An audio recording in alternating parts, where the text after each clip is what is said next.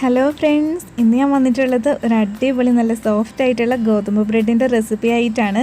Ration കടയിൽ നിന്നും കിട്ടിയ ഗോതമ്പ് പൊടി വെച്ചിട്ട് ഓവനില്ലാതെയാണ് നമ്മൾ ഈ ഒരു അടിപൊളി ബ്രെഡ് റെഡിയാക്കാനായിട്ട് പോകുന്നത്. വീഡിയോയിലേക്ക് പോകുന്നതിന് മുമ്പായിട്ട് നമ്മുടെ ചാനൽ ഇതുവരെ സബ്സ്ക്രൈബ് ചെയ്യാത്തവർ പ്ലീസ് ഒന്ന് സബ്സ്ക്രൈബ് ചെയ്യണം കേട്ടോ. തൊട്ടടുത്തുള്ള ബെല്ലൈക്കൻ കൂടി ഒന്ന് എനേബിൾ ചെയ്തിട്ട് ഓൾ എന്ന ഓപ്ഷൻ പ്രസ് ചെയ്യാനും കൂടി നിങ്ങൾ മറക്കരുത്. എന്നാൽ മാത്രമേ ഞാൻ വീഡിയോസ് അപ്ലോഡ് ചെയ്യുമ്പോൾ നിങ്ങൾക്ക് കറക്റ്റ് ആയിട്ടുള്ള നോട്ടിഫിക്കേഷൻ കിട്ടുള്ളൂ. അപ്പോൾ ഈ ഒരു ബ്രെഡ് ഉണ്ടാക്കുന്നത് എങ്ങനെയാണെന്ന് നമുക്ക് നോക്കാം. ആദ്യമായിട്ട് ഞാനിവിടെ ഒരു ബൗൾ എടുത്തിട്ടുണ്ട്. ഗോതമ്പ് പൊടി ഞാൻ അന്ന് അരിച്ചാണ് ചേർത്ത് കൊടുക്കുന്നത്. 2.5 കപ്പ് ഗോതമ്പ് പൊടി എടുത്തിട്ടുണ്ട്. 1 കപ്പ് എന്ന് പറയുന്നത് 250 ml ആണ്. ഇനി നിങ്ങൾക്ക് കുറച്ചും കൂടി സോഫ്റ്റ് കിട്ടണമെന്നുണ്ടെങ്കിൽ 2 കപ്പ് ഗോതമ്പ് പൊടിയും 1/2 കപ്പ് മൈദയും ചേർത്ത് കൊടുത്താലും നല്ല സോഫ്റ്റ് ആയിട്ടുള്ള ബ്രെഡ് നമുക്ക് കിട്ടും. ഇനി ഇത് അരിച്ച് ചേർത്ത് കൊടുക്കാം.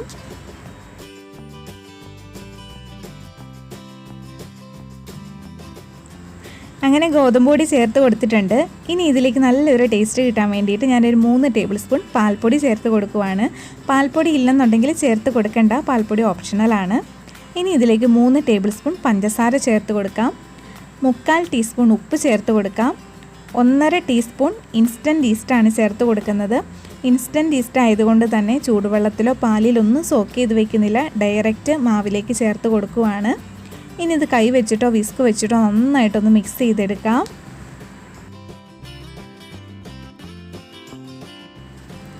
അടുത്തതായിട്ട് ഞാനിവിടെ 1 കപ്പ് ചൂടുവെള്ളം എടുത്തിട്ടുണ്ട്. ഇത് ഒന്നിച്ച് ചേർത്ത് കൊടുക്കരുത്, കുറേശ്ശെ ചേർത്ത് വേണം കുഴച്ചെടുക്കാനായിട്ട്. ഇപ്പോൾ ഞാൻ 1 കപ്പ് വെള്ളം മാത്രമേ എടുത്തിട്ടുള്ളൂ. കുഴച്ചെടുക്കുന്ന സമയത്ത് കൂടുതൽ വെള്ളം വേണമെന്നുണ്ടെങ്കിൽ അപ്പോൾ ചേർത്ത് കൊടുക്കാവുന്നതാണ്. അതുപോലെ തന്നെ മുട്ട കഴിക്കുന്നവരാണെങ്കിൽ ഇതിലേക്ക് 1 മുട്ട പൊട്ടിച്ചൊഴിച്ചിട്ട് കുഴച്ചെടുത്താൽ നല്ലതായിരിക്കും. പിന്നെ ചൂടുവെള്ളത്തിന് പകരം ചൂടുള്ള പാൽ ചേർത്ത് കുഴച്ചാലും നല്ല ടേസ്റ്റി ആയിരിക്കും.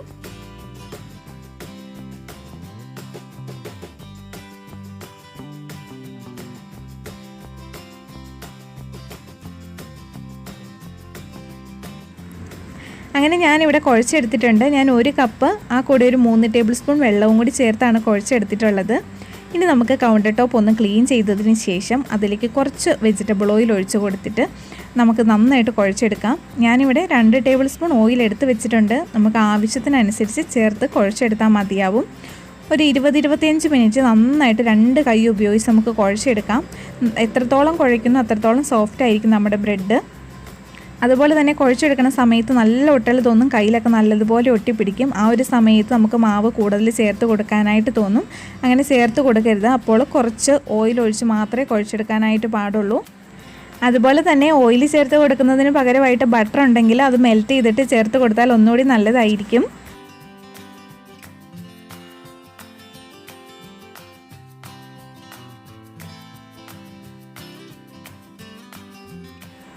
ഇപ്പോൾ ഏകദേശം ഒരു 25 മിനിറ്റോളം നന്നായിട്ട് കുഴച്ചെടുത്തിട്ടുണ്ട്. മാവ് ഒട്ടലൊക്കെ മാറി നല്ല സോഫ്റ്റ് ഡോയായി വന്നിട്ടുണ്ട്. ഇനി നമുക്ക് ഇതുപോലെ ഒന്ന് ഉരുട്ടി ഒരു ബോളാക്കി എടുക്കാം. അതിനുശേഷം നമ്മൾ ആദ്യം മാവ് കുഴച്ച ആ ബൗളിൽ തന്നെ നമുക്ക് കുറച്ച് ഓയിലൊന്ന് സ്പ്രെഡ് ചെയ്ത് കൊടുക്കാം.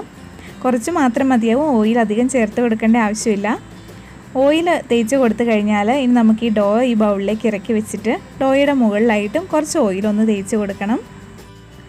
ഇനി നമുക്കിത് അടച്ച് വെച്ച് 1 മണിക്കൂർ ഡബിൾ സൈസ് ആകാനായിട്ട് മാറ്റി വയ്ക്കാം. പ്രത്യേകം ശ്രദ്ധിക്കണം, നല്ല ചൂട് കിട്ടുന്ന സ്ഥലത്ത് വേണം ഈ ഒരു ഡോ വെക്കാനായിട്ട്. എന്നാൽ മാത്രമേ നമുക്ക് 1 മണിക്കൂർ കൊണ്ട് ഇത് നല്ല ഡബിൾ സൈസായിട്ട് കിട്ടത്തുള്ളൂ. തണുപ്പുള്ള സ്ഥലമാണെങ്കിൽ 1 മണിക്കൂറിലും കൂടുതൽ എടുക്കും. അതുകൊണ്ട് ചൂട് കിട്ടുന്ന സ്ഥലത്ത് വേണം വെക്കാൻ. ഇപ്പോൾ കറക്റ്റ് 1 മണിക്കൂർ ആയിട്ടുണ്ട്. മാവ് ഇവിടെ ഇരട്ടിയായിട്ട് വന്നിട്ടുണ്ട്. ഇനി കൈ കൊണ്ട് ഇടിച്ചിട്ട് നമുക്കിതിൻ്റെ എയറൊക്കെ ഒന്ന് കളഞ്ഞെടുക്കാം. അങ്ങനെ എയറൊക്കെ കളഞ്ഞെടുത്തിട്ടുണ്ട്. ഇനി കൗണ്ടർ ടോപ്പിൽ കുറച്ച് മൈദ അല്ലെങ്കിൽ ഗോതമ്പ് പൊടി ഇട്ടിട്ട് ഒരു 5 മിനിറ്റും കൂടി നമുക്കൊന്ന് കുഴച്ചെടുക്കാം. ഒരുപാട് ശക്തി എടുത്ത് കുഴക്കേണ്ട ആവശ്യമില്ല, ചെറുതായിട്ടൊന്ന് കുഴച്ചെടുത്താൽ മാത്രം മതി.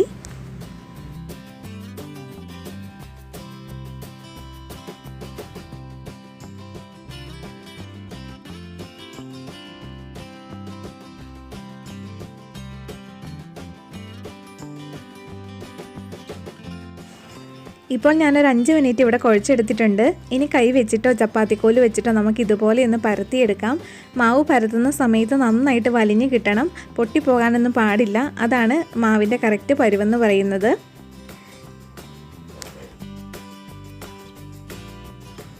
ഇനി നമുക്ക് ബേക്ക് ചെയ്യാൻ എടുക്കുന്ന ബ്രെഡിൻ്റെ ടിൻ വെച്ചിട്ട് കറക്റ്റ് നീളമാണോ എന്നൊക്കെ ഒന്ന് ചെക്ക് ചെയ്ത് നോക്കണം.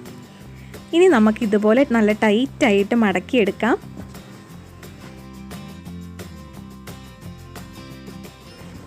അങ്ങനെ നല്ല ടൈറ്റായിട്ട് റോൾ ചെയ്തെടുത്തിട്ടുണ്ട്. ഇനി ഇതിൻ്റെ 2 സൈഡും ഇതുപോലെ അകത്തേക്ക് മടക്കി നമുക്ക് ഒന്നുകൂടി നല്ല ടൈറ്റായിട്ട് ഒട്ടിച്ച് വെക്കാം.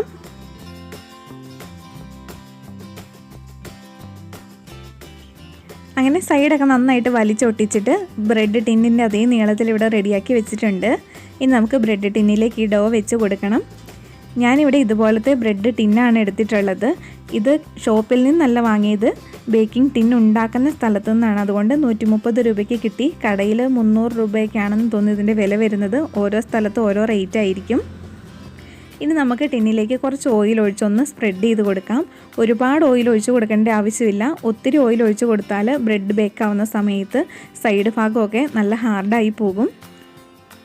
ഇനി നമുക്ക് ഈ ഡോ ടിന്നിലേക്ക് ഇറക്കി വെച്ച് കൊടുക്കാം. അതിനുശേഷം ഇതിൻ്റെ സൈഡൊക്കെ നന്നായിട്ട് ഒന്ന് ലെവൽ ചെയ്തെടുക്കണം. ഇനി മാവ് ഒന്നും കൂടി ഡബിളായിട്ട് വരണം. അതിന് വേണ്ടിയിട്ട് നമുക്കൊരു 30 മിനിറ്റും കൂടി മാറ്റി വയ്ക്കാം. ഈ ഒരു ടിന്നിന് അടപ്പും കൂടി വരുന്നുണ്ട്. ഞാൻ ഇതിൻ്റെ അടപ്പ് വെച്ചിട്ട് തന്നെയാണ് അടച്ച് മാറ്റി വയ്ക്കുന്നത്. ഇപ്പോൾ ഏകദേശം മാവ് മാറ്റി വെച്ചിട്ടൊരു 20 മിനിറ്റായി. ഇനി നമുക്ക് പാത്രം ഒന്ന് പ്രീഹീറ്റ് ചെയ്യാനായിട്ട് വെക്കാം. ഞാൻ ഇതുപോലത്തെ ഒരു ഉരുളി എടുത്തിട്ടുണ്ട്. ഇതിലേക്ക് നമുക്ക് ആവശ്യത്തിനുള്ള ഉപ്പിട്ട് കൊടുക്കാം. ഞാനിവിടെ ഒരു 1/2 പാക്കറ്റ് ഉപ്പാണ് ഇട്ട് കൊടുക്കുന്നത്. ഇനി ഓവനിൽ ചെയ്യുന്നവരാണെങ്കിൽ 230 ഡിഗ്രി സെൽഷ്യസിൽ ഓവൻ 10 മിനിറ്റ് പ്രീഹീറ്റ് ചെയ്തിട്ട് 190 ഡിഗ്രി സെൽഷ്യസിൽ ഒരു 30-35 മിനിറ്റ് ബേക്ക് ചെയ്തെടുത്താൽ മതിയാവും. പ്രത്യേകം ശ്രദ്ധിക്കണം, ഓരോരുത്തരുടെ ഓവൻ്റെ ടെമ്പറേച്ചറിനും അതുപോലെ ഗ്യാസിൻ്റെ ഫ്ലെയിമിനും അനുസരിച്ച് ബേക്കിങ്ങിൻ്റെ സമയം മാറ്റം വരും. ഇനി ഉപ്പിൻ്റെ മുകളിലേക്ക് ഞാനൊരു സ്റ്റാൻഡ് കൂടി വെച്ച് കൊടുത്തിട്ടുണ്ട്. ഇനി അടച്ച് വെച്ചിട്ട് ഹൈ ഫ്ലെയിമിൽ നമുക്കൊരു 10 മിനിറ്റ് പ്രീഹീറ്റ് ചെയ്തെടുക്കാം.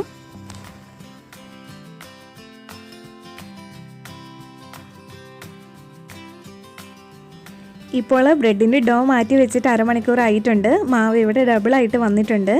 ഇനി ഇതിന് മുകളിൽ ഞാൻ കുറച്ച് തണുത്ത പാലൊന്ന് ബ്രഷ് ചെയ്ത് കൊടുക്കുവാണ്.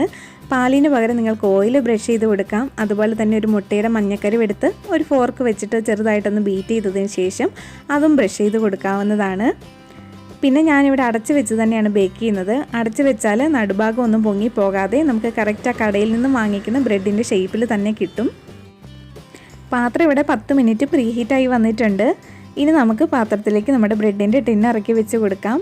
അതിനുശേഷം അടച്ച് വെച്ചിട്ട് ആദ്യം ഒരു മീഡിയം ഫ്ലെയിമിൽ 5 മിനിറ്റ് വയ്ക്കണം. അതിനുശേഷം ലോ ഫ്ലെയിമിൽ ഒരു 45 മിനിറ്റ് നമുക്ക് ബേക്ക് ചെയ്തെടുക്കാം. ഞാൻ പാത്രത്തിൻ്റെ മുകളിൽ നമ്മൾ മുളകും ഉള്ളിയൊക്കെ ഇടിക്കാൻ എടുക്കുന്ന കല്ലുണ്ടല്ലോ, അതൊന്ന് വെച്ച് കൊടുക്കുന്നുണ്ട്.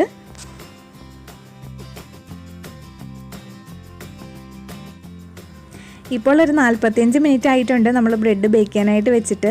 ഇനി നമുക്ക് പാത്രമൊക്കെ ഒന്ന് മാറ്റിയിട്ട് ബ്രെഡ് ബേക്കായോ എന്ന് നോക്കാം.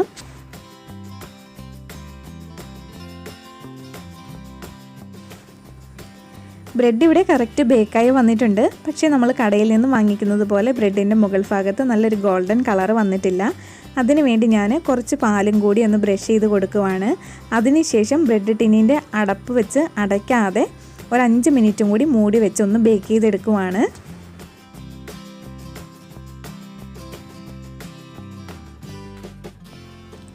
അങ്ങനെ 5 മിനിറ്റും കൂടി ഞാനിവിടെ ബേക്ക് ചെയ്തെടുത്തിട്ടുണ്ട്. ഇപ്പോൾ ബ്രെഡിൻ്റെ മുകളിൽ നല്ല ഗോൾഡൻ കളറായി വന്നിട്ടുണ്ട്. ഇനി നമുക്കത് പുറത്തേക്ക് എടുക്കാം.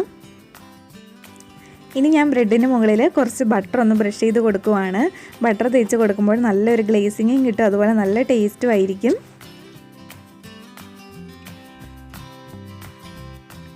അങ്ങനെ ബട്ടർ ബ്രഷ് ചെയ്ത് കൊടുത്തിട്ടുണ്ട്. ഇനി അടുത്തതായിട്ട് ബ്രെഡ് ബേക്ക് ചെയ്തെടുത്താൽ ഉടനെ തന്നെ ടിന്നിൽ നിന്നും ബ്രെഡ് പുറത്തേക്ക് എടുക്കണം.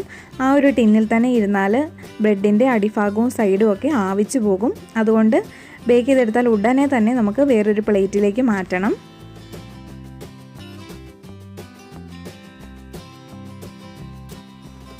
അങ്ങനെ ടിന്നിൽ നിന്നും ബ്രെഡ് പുറത്തേക്ക് എടുത്തിട്ടുണ്ട്. അടിഭാഗം കരിഞ്ഞൊന്നും പോയിട്ടില്ല, നല്ല സോഫ്റ്റ് ആയിട്ടാണ് ഇരിക്കുന്നത്.